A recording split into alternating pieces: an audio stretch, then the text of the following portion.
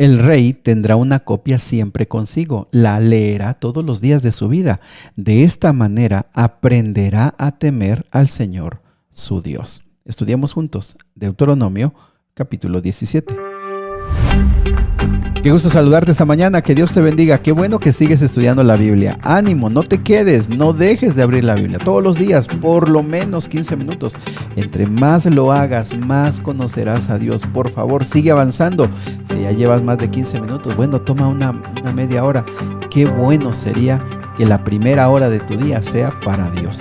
Pero bueno, vamos poco a poco también. Vamos al capítulo de hoy. El capítulo de hoy presenta 3 aspectos importantes. La adoración sincera, número 2, la justicia en los tribunales y número 3, el rey, si hubiera un rey en la nación. En primer lugar, el primer versículo me parece muy valioso porque dice que cuando le sacrifiques ganado a Dios, una oveja, una cabra, no debe tener defecto o enfermedad, porque Él detesta esta clase de ofrendas. Versículo número 1. Mis amigos, nosotros seguimos teniendo la misma tentación. Pensar, bueno, Dios no ve, no sabe, esto es lo que tengo. No, a Dios hay que ofrecerle lo mejor.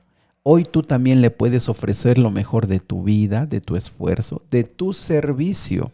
Cuando sirves en la iglesia, estás sirviéndole a Dios.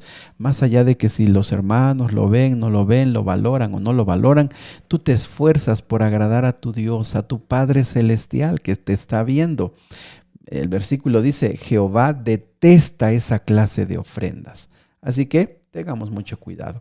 Del versículo 2 al versículo número 7 se explica el caso de si una persona comenzara a desobedecer y cayera en la tentación de adorar a otros dioses y rendirle culto al sol, a la luna, a las estrellas. El versículo 4 dice que se debe hacer una investigación a fondo y cuidadosa. Mis amigos, estos temas no eran a la ligera. Estos temas debían tratarse con sumo cuidado, dedicación para ver si realmente era cierto. Pero si realmente era cierto, la persona, hombre o mujer, debiera ser llevado a la puerta, versículo 5, y iba a ser apedreado. Sin embargo, versículo 6, a nadie se le debería castigar por el testimonio de un solo testigo. Debería haber 2 o 3. Amigos, esto es bien importante. Creo que ese principio es hoy también válido. Nosotros debemos siempre tener cuidado al hacer juicios. No debemos crearnos prejuicios también.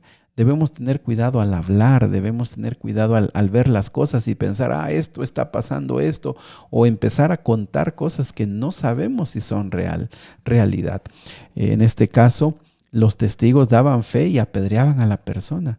Y sabes que muchas veces podemos caer en el error de hablar sin estar seguros, de decir las cosas sin de veras confirmarlo, de tal manera que hay gente que es apedreada, vamos a decirlo de esta manera metafórica, es apedreada por un testimonio falso. Ojalá y nosotros nunca seamos de ese tipo de personas. También del versículo número 8 hay algo interesante porque tiene que ver con los jueces. En este caso, versículo 8 al 13, si al juez local de la comunidad le llegaba un caso demasiado complicado, lo debería llevar a los sacerdotes levitas y al juez principal del lugar que Dios escogería. Esta decisión, la que iban a ver el juez principal y los levitas, debería ser obedecida sin objeción, porque ellos iban a presentar el caso ante Dios, porque ellos deberían entender que este veredicto venía de Jehová. Mis amigos, sin embargo, se da el caso de alguien, el que actuaría con soberbia, es decir, el que desobedeciendo lo que ya se dijo que se tiene que hacer, él decía, no lo vamos a hacer, no quiere acatar el veredicto, debería ser castigado para mantener la autoridad y el orden. Mira, qué interesante. La justicia no debería ser manipulada ni parcial. El pueblo debería confiar en un sistema basado en la ley de Dios y en líderes que actuaran con responsabilidad. ¿Qué te parece? No vivimos bajo un sistema teocrático hoy. Hoy no vivimos bajo un sistema en el que las leyes de Dios y y Dios sea el que dé la respuesta. No, vivimos en países con gobiernos y todo lo que involucran los gobiernos, ¿verdad? Sin embargo, ese principio sigue vigente hoy. Necesitamos nosotros respetar a las autoridades, obedecer las leyes que los países tienen, que regularmente buscan el bien de las personas. Pero sobre todo, pues nosotros, de manera personal, practicar la justicia en nuestras decisiones diarias.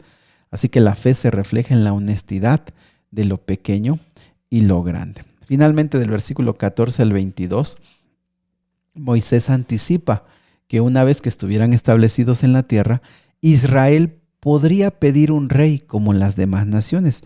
Y aquí se dan unas pautas muy claras. Fíjate, este versículo es interesante porque se prevé, pero no se busca que sea así. Es decir, no era el plan de Dios que tuvieran reyes. ¿Por qué? Porque esto iba a lo que pasó, a salirse de control, a meterse en problemas que Dios no había querido para su pueblo.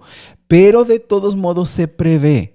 Ojo con esto, aunque Dios no lo quiere, a veces permite, pero da ciertas indicaciones. En este caso, el rey debería ser elegido por Dios.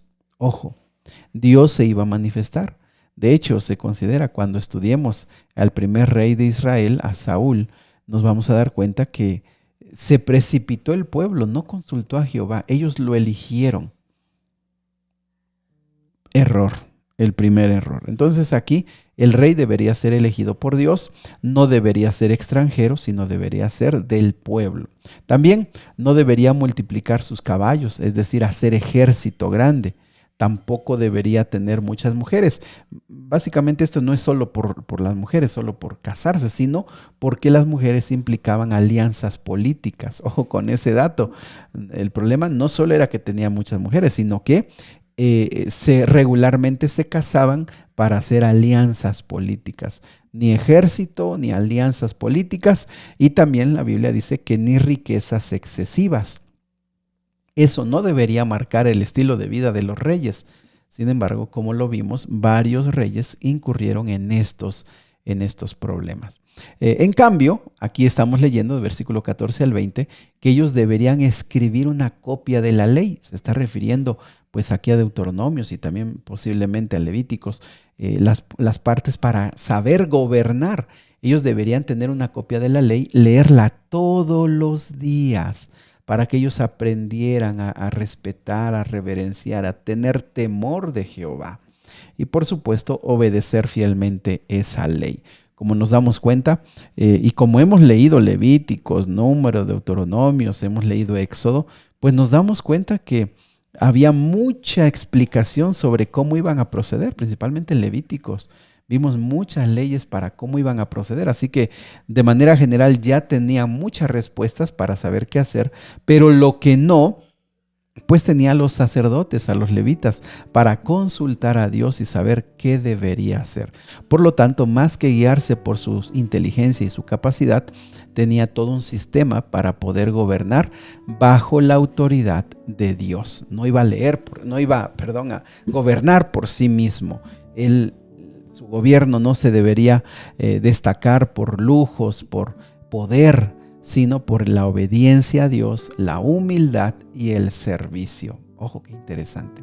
En un mundo actualmente donde los líderes muchas veces buscan los privilegios, el modelo bíblico sigue siendo claro. El verdadero liderazgo se mide por el servicio, por la sujeción a la palabra de Dios. También aplica a nivel familiar y personal, amigos. Cuando como padres, como abuelos, como tíos, nosotros ejercemos influencia, tenemos liderazgo, debemos reflejar el carácter de Cristo. Debemos entender que hacemos influencia en las demás personas.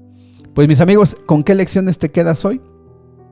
La adoración genuina, es decir, a Dios le damos lo mejor, no lo que nos sobra, no lo que nos queda, sino le damos lo mejor de nuestro tiempo, nuestra vida, nuestra energía, nuestro amor.